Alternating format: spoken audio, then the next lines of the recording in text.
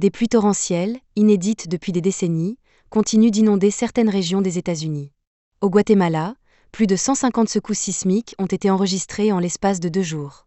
La France et la Grèce sont en feu. En Allemagne, il est tombé de la neige. Quant aux pays d'Europe centrale, après une chaleur anormale, ils ont été frappés par de violentes tempêtes de grêle et des vents ouragans. Ce qui se passe avec notre planète a été expliqué dans les publications épinglées. Cette émission, sur cette chaîne, contient également de nombreuses informations factuelles et des statistiques. Et moi, je vais poursuivre plus en détail.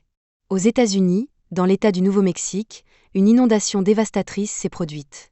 En 1 heure, le niveau de la rivière est monté de plus de 6 mètres. Malheureusement, il y a des morts, tous emportés par le puissant courant d'eau. Au Guatemala, un séisme peu profond de magnitude 5,7 a eu lieu. Malheureusement, selon les premières données, au moins 6 personnes ont perdu la vie. Plus de 7 ont été blessées.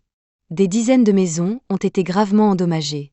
Dans le sud de la France, dans le département de l'Aude et près de Marseille, d'immenses incendies se sont déclarés. Le feu a déjà détruit environ 3000 hectares. À ce jour, environ 1000 pompiers luttent contre l'incendie.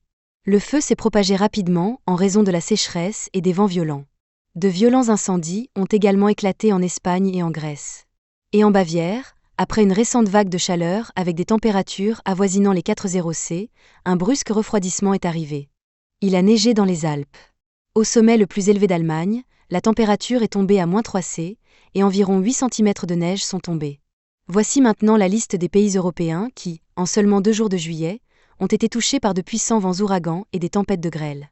Mon amie, qui s'est retrouvée au cœur des événements, a raconté que le vent était si fort qu'elle a vu pour la première fois de sa vie la pluie tomber non pas verticalement, mais horizontalement.